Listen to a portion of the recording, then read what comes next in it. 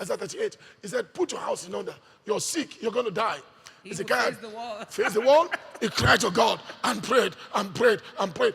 Before the guy reached the middle of the temple court, God told him, go back and tell Ezekiah that I'll give him 15 more years.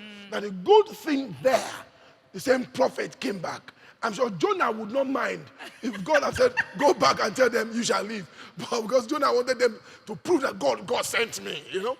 So there are times in scriptures that God will change his mind because those are conditional prophecies. Okay. But there are some times that it's just going to happen. There's nothing you can do about it. God will foretell there'll be a flood. The people did not repent, there was a flood. Yeah. And that happens every now and then. Yeah. So we need to judge prophets by not just their prophecies or when those things don't come to pass, but by the antecedents and truth. If truth is in what they do and what they say. And where they're leading people to, and where like they're leading, exactly. Where they're leading, exactly. They're leading to God in worship, in absolute surrender.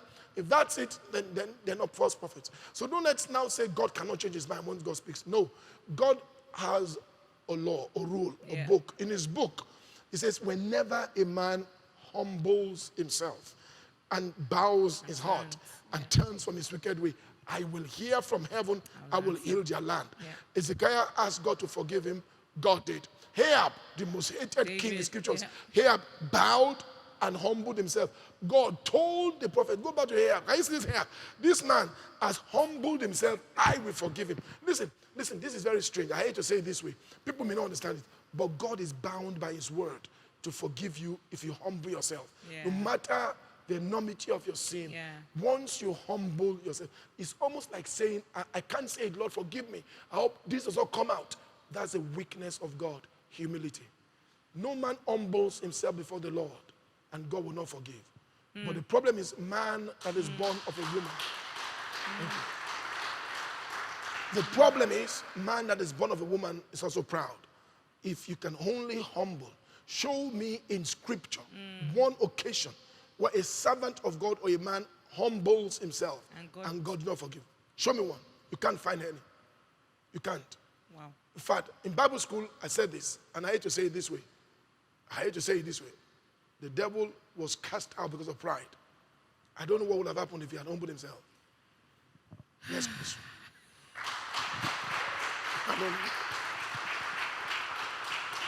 There's some things we find out when we get to the other side. Okay, sir. Now, if a man of God thought he heard God, and he didn't hear God, and he's been proven wrong, not because God changed his mind and the conditions were met, but simply because he didn't hear God, what do you advise?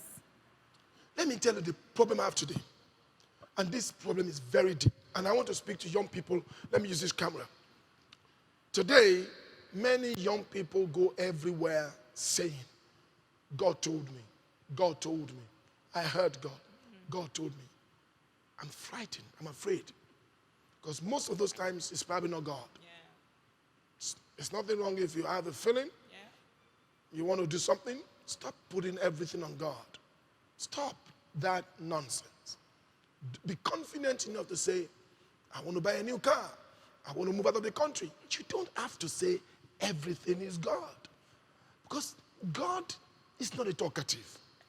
God is not. God is not a talkative. Ouch. And Ouch. I've noticed it.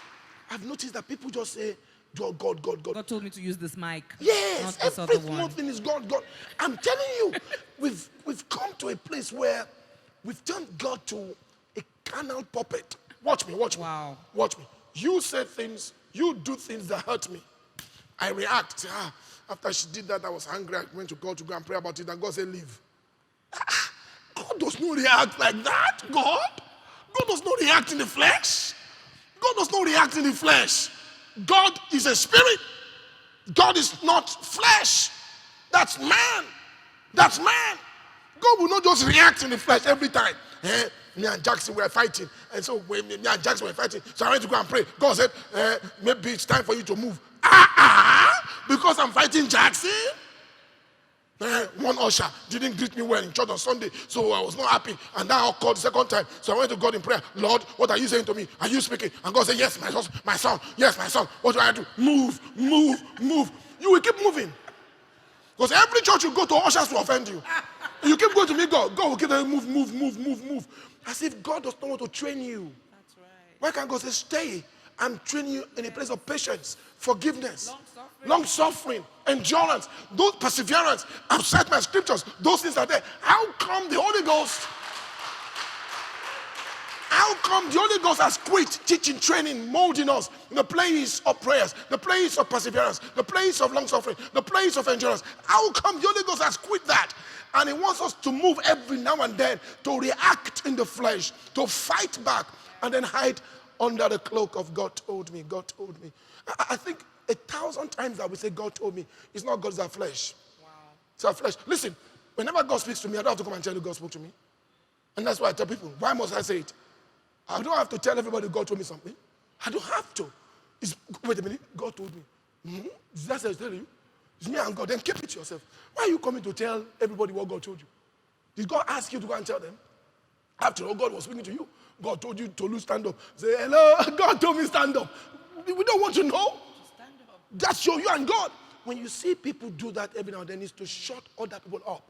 They drop the God told me and business. To drop, they don't want counsel. Exactly. That's what I'm going to. Yes. They shut you up. They don't want counsel. They know that if they say God told me, then you go, I can't argue with God. And they don't have any bowing, as I said. They just keep Yes. running their lives like that. And when you sit with them and say, are you sure? Yes, I just had the feeling. I was moving. Then God told me, God is not, God is not that yo-yo. That's not how God works. And when God tells you, God may give you a restraining to say, wait, hold on. Especially if in the same house. Most times I will say that it's in the flesh, not in the spirit. That's my own personal conviction and conclusion. Most times we say God told us, it's our flesh talking to us. It's a natural reactions to things that happen to us. Because you observe all those God told me happens after certain things people have done to us. Yeah. Not when everything is smooth, everything is okay, everything is fine. How come God does not speak then? Until somebody steps on your toes. Wow. Then God speaks. Somebody steps on your toes, then God speaks. You got a new car, you got a new job, they get a promotion. God said I should stop talking to the person. Exactly. God said don't talk to them. That's not God. We test our spirits. We know what God will say. God will say forgive. Yeah. God will say forgive. God will say go back there. God will say endure. God will say hang in there. Wow. God is not going to run from a fight. God is trying to mold you. That's a good fight of faith. Mold you to become a better believer. So stop all this God told me business. Please stop that nonsense. You're going to ruin your life. Thank you. Young people and old people. I hope you heard that. Wow, that was really profound. I've still got a couple more questions here. Talking about little foxes, is seizing opportunities to get an advantage, is that a bad thing? Like Jacob and Esau. Seizing an opportunity. You are hungry, I have porridge, I give you, I take your birthright. That's bad. That's bad. Again, that's natural. I just read the situation and I took advantage of it. That's natural.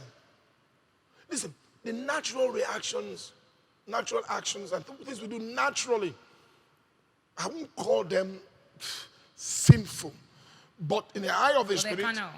Yeah, carnal. Well, carnal for Christians, natural for unbelievers. Okay. I use these things for an unbeliever. That's normal. It's just what they do in the north, in Abuja politics, in Hausa politics. In boardroom politics, marketplace politics. Dog eat dog. I want to have opportunity. I want to snatch. It's just not. That's a natural way of doing things. It has no God in it. It has no devil in it. It's my nature.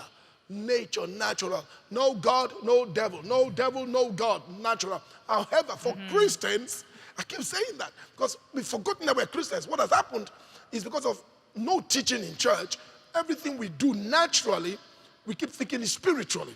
And because the pastors have not told us about the two different men, old man and a new man, people don't know they exist. So what we do is we've forgotten there's a new man and there's an old man.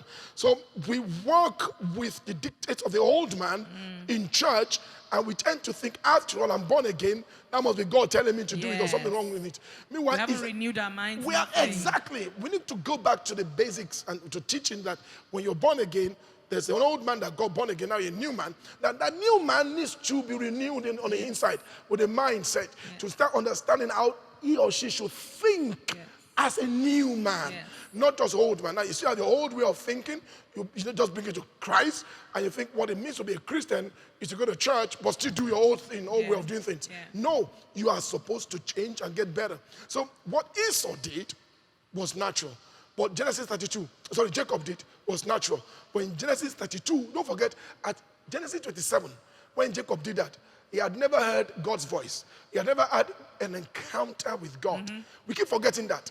Jacob was not, in quote, born again, though a covenant child. But he had no God. He didn't even know anything about God until when he left home. And then he had the vision of the ladder. That was the first time in the history of Jacob's life, after he had supplanted, that he ever saw God through a ladder in a vision. And then he said, I never knew God is here. Bethel. So he now made a covenant there. That was the first place where God spoke to him. Prior to that time, the man was just doing everything naturally. And we forget that, naturally. So what he did, I probably did years ago. You probably did as well. I know how many times I tried to tell my late father to give me some things against my brother Sheyi, because we're at home, or my brother Kule, and I thought he loved Wale more than me, so we're all going to daddy doing things. He's natural. He's scheming. Thank you. You know how you scheme. You know how you scheme and try to make mommy or daddy like you. You don't want to plant and you tell lies. That's natural. You're not dead again or born again. It's natural. Now, the same Jacob, when he came back, he brought everything to Esau. He gave Esau gifts. Here at that point, I'm at Peniel. After Peniel, when God called him Israel, he said, wait a minute. God made man. God made man. God made man. What do I don't need all these things. He told his brother, Esau, forgive me. I've tripped you. He said, no, let's go back home together. That's the changed man. That's the God made man. That's the man that's not had an encounter with God. Don't let us use that and begin to accuse him or castigate him. He had no God then, and he did what would naturally most people would do. That was what he did. Thank you so much, sir. Now, if you're out there, and what Pastor just said reminds me of a few situations. And you're imagining the way to get out of school is to cheat your way out. It's not the way of God. To him that knows what to do and does it not, to him it is sin. If you're a worker or a seller of things in the market, and you think the best way to make a profit is to cheat people, that's not God's way. It's a natural way. God has a better way, and you should look for that. Okay. How can one who has built a bad reputation of being a liar correct that impression going forward? And some people, already when you see them coming, you're like, umbo, magbo. And, and people are like, yeah. It's coming. It's going to tell you that it was there when Dangote made his first million, So people that have those kinds of reputation, this person is saying, how can I correct that impression and gain the trust of people? Simply by telling the truth. There's no other way. Do you need to come out to announce? No. You will ruin yourself more, because more people may not know you're that. Hey, everybody, I want to repent. I'm a compulsive liar. I've deceived all of you from today. I want to now be telling the truth. Wait a minute. The moment you even say that, they say, it's a lie. It's a lie. Right there, they'll tell you, he's lying. He's lying. Be careful. Right there. When you're telling the truth, they'll say, he's lying. He's lying. Okay. What you should do, of course, and if you're notorious in a place, I will ask you to acknowledge your errors, tell the pastor what you've done, and then live a life of truth. Tell the truth. A few times people will doubt you, will not believe you. It's only the first 2, 3, 4, 5 actions. When people begin to see a changed person, word will go round as well. Word will go round that this guy has changed. That guy has changed. Yeah, so just don't be under pressure. Don't do it in a hurry. Take it one step at a time. Tell the truth, live the truth, act the truth, walk the truth. And with time, people would know that this man is now a truthful person. Don't put yourself under pressure. Don't Thank you. I think you've just helped someone, sir. Yes. Now, this person has written like he or she is writing to you, and the person says, there are days that I'm just in a bad mood and I don't feel like talking to anyone. Yeah. I often snap at people who insist on encroaching my space when I have such mood swings. Yeah. Is this a little fox or part of me I can't do without? It's a flesh. It's not a little fox, it's a flesh. Well, it's something that is you. Don't forget, we all have our different personality traits. Not all of us are extroverts. Not all of us are good with people. Some of us do not know how to, we sometimes are very, we irritate people. People irritate us easily. We need to learn. You need to learn to walk with people with other opinions, other views. So you need to work on yourself, because Christian character.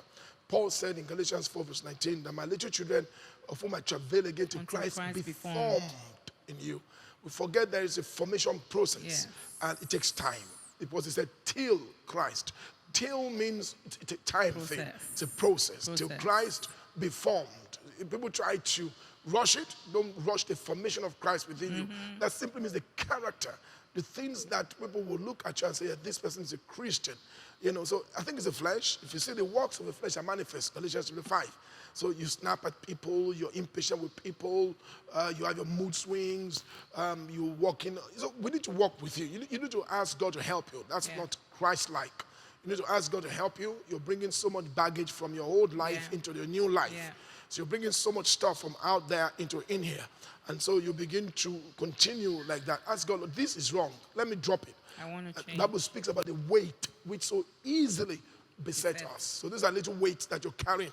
And the sin. There are two different things, weight and sin, Hebrews 12. So you need to be careful and conscious and say, I want to drop this weight. There are things that will pull you back, and people will not love you. People will find it difficult to work with you because you're just snapping, you have mood swings, people want to greet you, want to be close to you. Today we don't know what to expect from you. You just blank everybody out. Next week you're embracing everybody. So people say, confusing everybody. Yeah, exactly. So you need to work on that and keep the right front. You need to do that. Thank you for that, sir. This person says, I'm not trying to brag. When someone tells you I'm not trying to brag, what are you thinking of already? The person is bragging. This person says, I'm not trying to brag, but I think I'm a humble person. Wow. But many people think otherwise. What can I do to convince them because I care about how I am perceived? Well, you can see my audience are already answering that person. I think one thing that may put people off any good Christian or child of God out there is pride. Once people perceive you as arrogant and proud, they may just walk away from you. Humility is something you work on. Nobody should say, I'm humble. I'm not humble.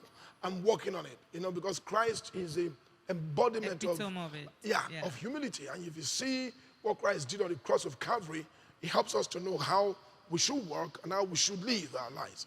So this person speaking right now needs to be a bit more humble. You need to work on yourself. You need to ask God to help you.